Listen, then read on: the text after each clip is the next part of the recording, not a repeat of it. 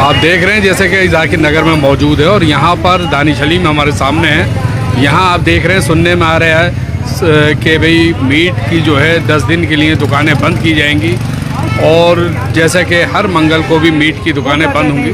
तो देखना यहाँ पर दानिश हलीम साहब पटवारगंज के विधायक बीजेपी के, उन्होंने कहा है कि नवरात्रे चल रहे हैं, आस्था को देखते हुए गोश्त की दुकानें बंद कर दी जाएं।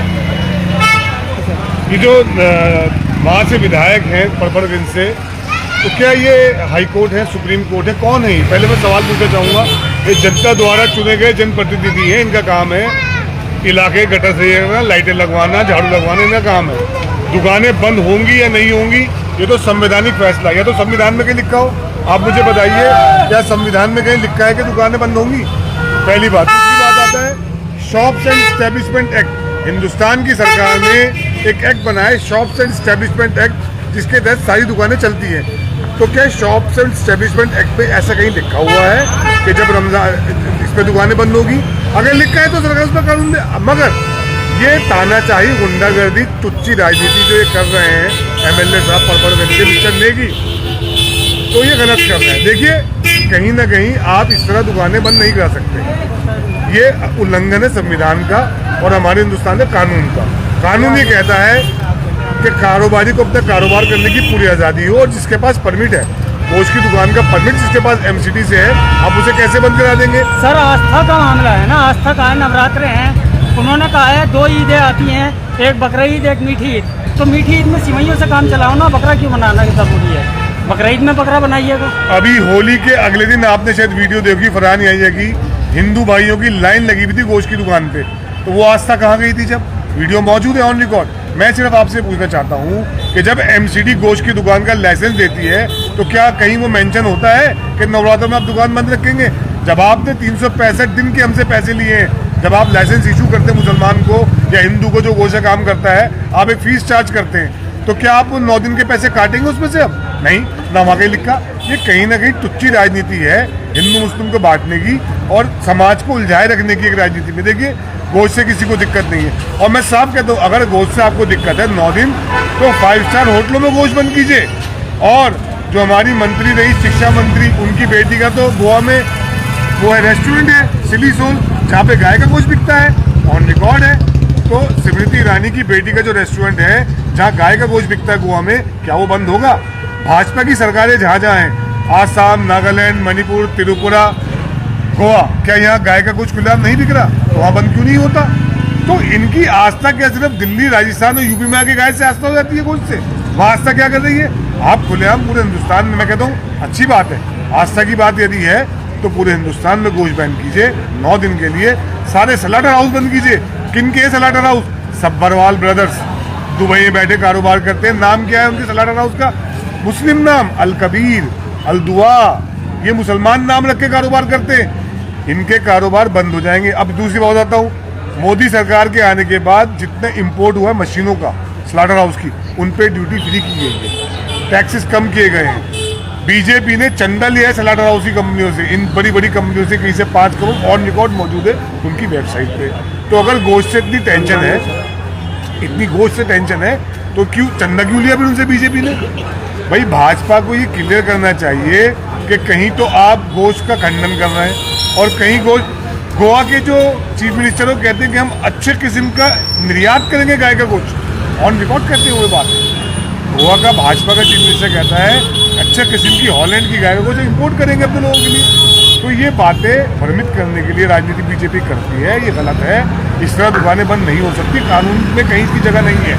सर, कैसी बात कर रहे हैं? अभी परसों ही जो है प्रधानमंत्री नरेंद्र मोदी ने सौगात मोदी दी है मुसलमानों को, किट दी है ईद की, उसमें सिवई है, सूट है, ड्राई फ्रूट है, तेल की बोतल है, ये सब चीज़ें हैं उसमें।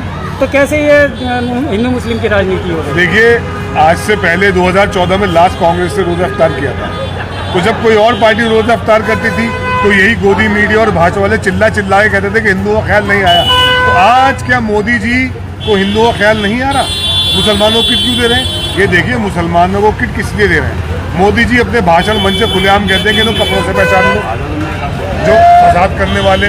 गिरिराज किशोर इनके मंत्री कहते हैं इनको पाकिस्तान भेज दो मुसलमानों को। आज ये कहते हैं कि हम 36 लाख किट मुसलमानों को बांटेंगे, सवैयाँ बांटेंगे, कुर्ता पजामा शलवार कमीज बांटेंगे, जो सौगात मोदी किट है। तो मैं पूछना चाहूँगा, क्या ये किट उन घरों में जाएगी जिनके घर गिरा दिए गए हैं? संभल से लेके पूरे उत्तर प्रदेश के अंदर मुसलमानों के घर गिराए गए हैं, तो क्या ये किट बांटने वहाँ किस मुंह से जाएंगे ये लोग? क्या गोली मारो सालों को जो गाली पकने वाले इनके मंत्री हैं, क्या वो ये किट लेके मुसलमानों के घर जाएंगे? क्या वो घर जाएंगे मुसलमानों के? क्या वो गृह मंत्री जो कहते हैं कि शाहीन बाग तक आवाज़ जाए, ऐसा करंट चलाओ, क्या वो मुसलमानों को किट बांटने जाएंगे? मोदी जी, क्या अब ये अपीजमेंट ऑफ मुस्लिम्स नहीं है? क्या तुष्टिकरण नहीं कर रहे हैं आप किट बांट के? आप किट बांटने चाहिए, अच्छी बात है। आप उनका समर्थन नहीं कर रहे हैं मतलब? मैं समर्थन उस बात का करूंगा जो जायज़ होगी। अगर यही काम राहुल गांधी कर रहे होते, यही काम अगर लालू प्रसाद यादव के बेटे कर रहे होते, यही काम अगर अखिलेश यादव कर रहे होते, तो आज गोदी मीडिया कपड़े फाड़ फाड़ के कह रहा होता कि मुसलमानों का अपीसमेंट हो रहा है, तुष्टिकरण की राजनीति हो रही है, हिंदुओं का ख्याल क्यों नहीं आ रहा? अरे जितना पैसा आप मुसलमानों के किट पर खर्च कर रहे हैं, इतना पैसे में आप कुंभ की यात्रा फ्री कर देते। कुंभ में लोगों ने ट्रेनें तोड़ दी साहब, टिकट के पैसे नहीं थे लोगों के पास। तुष्टिकरण की राजनीति मत करिए। रमजानों में शराब बंद होनी, अगर देखिए आप दो तरह से लिए, अगर धार्मिक आस्था की बात है तो आस्था तो हमारी भी है। शराब बंद क्यों नहीं होती 1 महीने के लिए? आस्था मुसलमानों की नहीं है क्या? हम स्कूल पे नहीं रहते क्या? हम आस्था की बात ही नहीं करते। मगर कहीं ना कहीं आस्था के नाम पे नाटक फैला रखा है भाजपा ने, और ये खत्म होना चाहिए। मोदी जी को क्लियर करना चाहिए कि अगर उनकी नफरत की राजनीति हार रही है और राहुल गांधी की मोहब्बत की राजनीति चल रही है, तो उन्हें वापस आना पड़ा उसी काम पे। आज मुसलमानों किट बांट रहे हैं। अब आपने आवाज़ क्यों नहीं उठाई कि मतलब रमजानों में शराब बंद करिए? आप लोग भी आवाज़ उठाते हैं। ठीक है, मुसलमान का धर्म इतना टुच्चा नहीं है, इतना छोटा नहीं है हमारा धर्म। हमारे सामने कोई शराब पी रहा है, उससे हमें कोई आपत्ति नहीं है, एज लॉन्ग एज वो हमें परेशान नहीं कर रहा।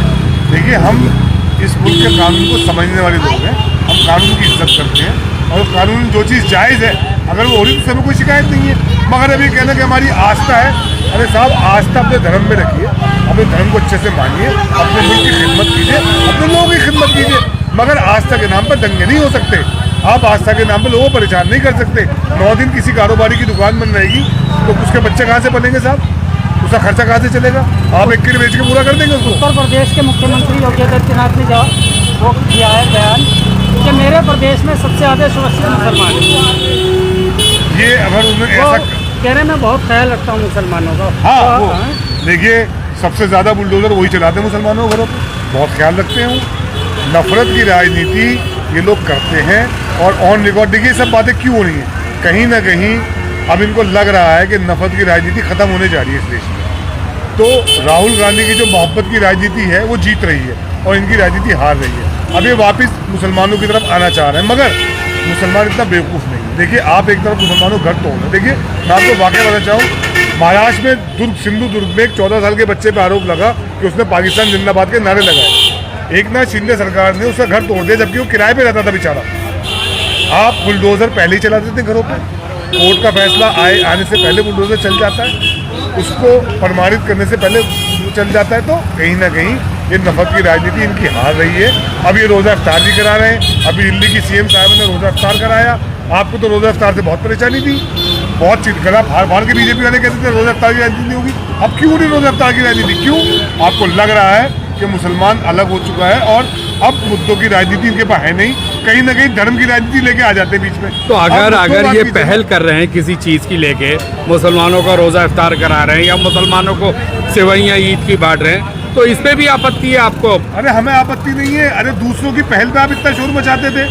पहले मुझे याद है भारतीय जनता पार्टी के लोग भी रोज़ा इफ्तार कराते थे, उसमें ये अडवाणी जी ये सब लोग जाते थे। मगर 2014 के बाद जो उग्र रूप इन लोगों ने लिया है, इन्होंने एक तांडव मचा दिया पूरे मुल्क में। इतना उग्र रूप ले लिया कि मुसलमान मुसलमान मुसलमान, रोज़ा इफ्तार, टोपी इधर का। अरे भाई, उससे क्या हुआ? जो हिंदू नेता थे, जो हिंदू मुस्लिम एकता की बात करते थे, वो भी थोड़ा खिंच गए बेचारे, पीछे हट गए। उन्हें लगा पार्टी की लाइन नफरत की राजनीति है। मगर आज नफरत की राजनीति हार रही है। आज मुसलमानों को घर किट पहुंचाने की बात चल रही है, और क्या नाम रखा है? सौगाते मोदी। जैसे मोदी जी बहुत बड़े शहंशाह हैं इस मुल्क के, सौगात बांट रहे हैं। अरे सौगात बांटनी है तो रोजगार बांटिए। रोजगार कहाँ मिलेगा? नौजवान बेकार घूम रहा है, महंगाई चरम सीमा पे है। आपके पास आते हैं दोबारा से। यहाँ महमूद साहब हमारे साथ में इस वक्त मौजूद है। महमूद साहब, सौगात मोदी जी किट भी बांट रहे हैं, हैं। और दूसरा एक तरफ जो नेगी साहब है पटपड़गंज के विधायक, वो कह रहे हैं अगर नवरात्रे हैं तो 9 दिन के लिए गोश्त बंद करते हैं, ईद पर सिमैयाँ खा लें। और दूसरी तरफ जो है यहाँ दिल्ली की मुख्यमंत्री सीएम कह रही हैं अगर दिवाली में अली है तो रमज़ान में राम है। तो इन बातों से आप लोगों को क्या आपत्ति आ रही है? ये तो अच्छा कर रही है बीजेपी। देखिए ऐसा है, बातों से काम नहीं चलेगा। इनका कहते हैं ना, कहना कुछ करना कुछ, दिल में कुछ दिमाग में कुछ, इनकी हरकतें ये हो गई हैं। अब एक बात बताइए, कौन क्या खाएगा, कौन क्या पहनेगा, कौन कहाँ रहेगा, ये कौन डिसाइड करेगा? वो डिसाइड करेगा ना, जिसे रहना है, जिसे खाना है, जिसे उठना है, उसे बैठना है। या अगर ये पार्टी अगर डिसाइड कर लेगी ज़िंदगी, तो कैसे काम चलेगा? मुख्यमंत्री कुछ बोलती है, उनका विधायक कुछ बोलता है, प्रधानमंत्री की योजना कुछ आती है, तो ये ठीक नहीं है। इंसान है, इंसान की तरह से रहने दीजिए, नफरत बंद कर दीजिए। और सीधी सी कहानी, सबसे बड़ी बात ये, नफरत से किसका भला हुआ है आज तक? नफरत से कभी किसी का कोई भला हुआ ना भला होगा। नफरत से नहीं, मोहब्बत से तरक्की होती है देश की। और अगर देश की तरक्की को अगर आगे करना है, बढ़ाना है, देश की तरक्की करनी है, तो जाहिर सी बात है इस मोहब्बत को आगे बढ़ानी है। ये नफरत बंद कर देनी है, धर्म के नाम पे बंद कर देनी है, और किसी भी जाति बिरादरी के नाम पे बंद करनी है। एक इंसान है तो इंसान जिंदा रहना चाहिए। और सब बातों से काम नहीं चलता। ये बात है, आप कुछ बोलेंगे, पार्टी गाइडलाइन दूसरी होगी, नेता दूसरा कुछ बोलेंगे, सरकार कुछ और बोलेगी, ये सब चीज़ें ठीक नहीं है। अगर आपको तो ये है किसी भी स्टेट को मुख्यमंत्री हो, प्रधानमंत्री हो, सरकार हो, कोई भी हो, तो वो ये देखे कि हमारे इलाके में अगर किसी स्टेट का मुख्यमंत्री सोचे क्या मेरे राज्य में कैसे बेहतर हो सकता है, कैसे खुशहाली हो सकती है, तो उसे देखा जा सकता है। अब ये तो थोड़ा ही है कि साहब नफरत फैला के आप लोग तरक्की चाहते हैं, तो नफरत फैला के कभी तरक्की नहीं होती, सिर्फ मोहब्बत से तरक्की होती है। और मोहब्बत होगी तो तरक्की होगी, मोहब्बत नहीं होगी तो जाहिर सी बात है कहीं ना कहीं परेशानियाँ पैदा होंगी। तो मोहब्बत बांट तो रहे हैं, अब रमज़ानों के टाइम में सेवैयाँ, कपड़े, ये सब बांट रहे हैं 32 लाख मुसलमानों को।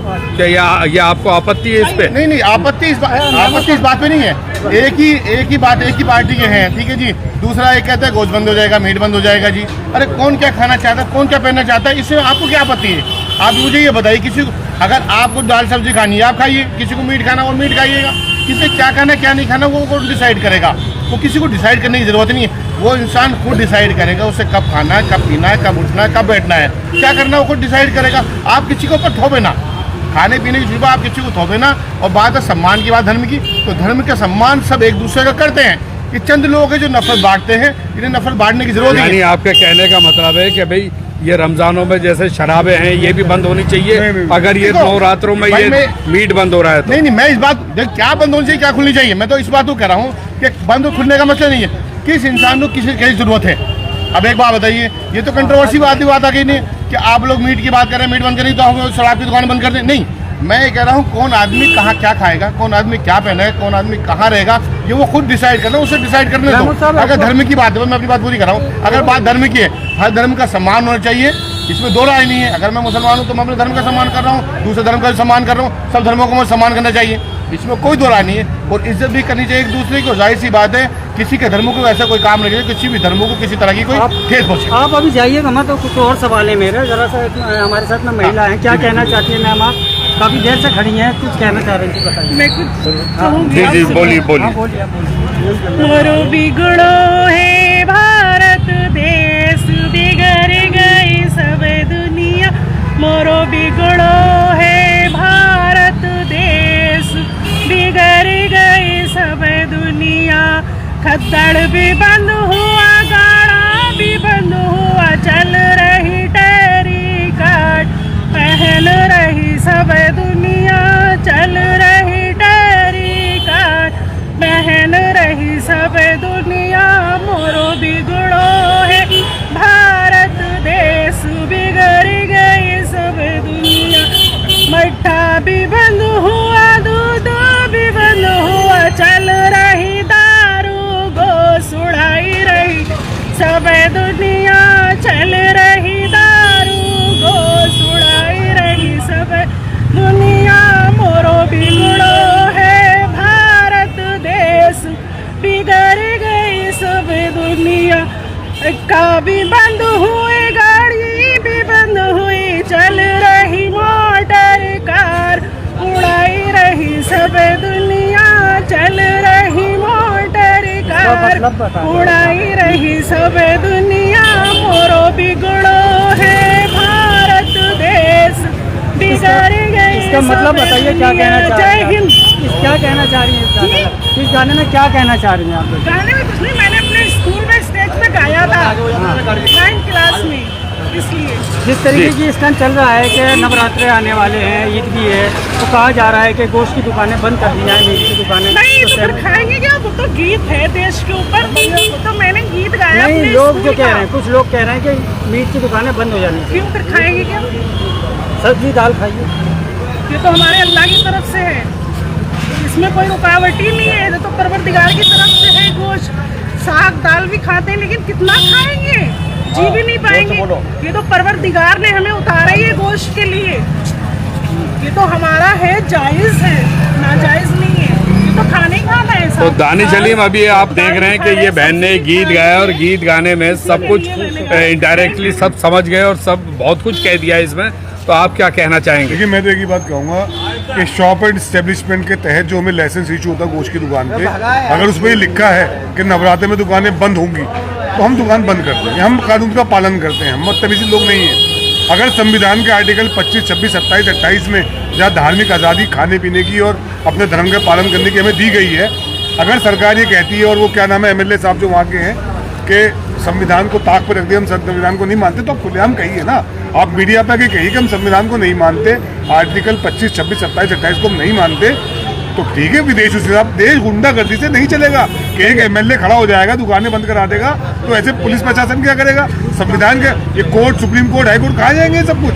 ऐसे बदमाशी थोड़ा ना चलेगी मुल्क के अच्छा अंदर। दानिश साहब, ये तो हो गई यहाँ की दिल्ली की बात। बिहार की बात करता हूँ। असल में आज एक मैंने न्यूज़ चैनल पर देखा कि जो वक्फ बोर्ड का जो बिल है वो लाया जा रहा है, उसका वहाँ पर विरोध हो रहा है। लालू प्रसाद यादव हैं, तेजस्वी यादव हैं, वहाँ पर सब थे जो उसका विरोध कर रहे हैं। वहीं जीतन राम मांझी आते हैं और बोलते हैं, वो उनकी विवादित भाषा देखिए आप, कि सारे के सारे कटमुल्ले हैं ये। तो क्या इस पर क्या कहना चाहेंगे जीतन राम मांझी? देखिए, बिहार का गेम पलट चुका है। बिहार में नीतीश कुमार की 2007 पार्टी मुसलमान नहीं गए, तो सरकार वहाँ गिर रही है। अब बिहार को बचाने के लिए बिहार में सरकार बनाने के लिए मुसलमानों को किट बांटी जाएगी, अपीसमेंट किया जा रहा है। बिहार में सरकार आ रही है इंडिया गठबंधन में। कटमुल्ला कहने से क्या देखते हैं? ये देखिए, ये तो उनका दिमागी दिवालियापन है, पागलपन है। अगर वो ऐसी बात कर रहे हैं, ऐसी बात उन्हें करनी नहीं चाहिए, शो बनी थी, गलत बात।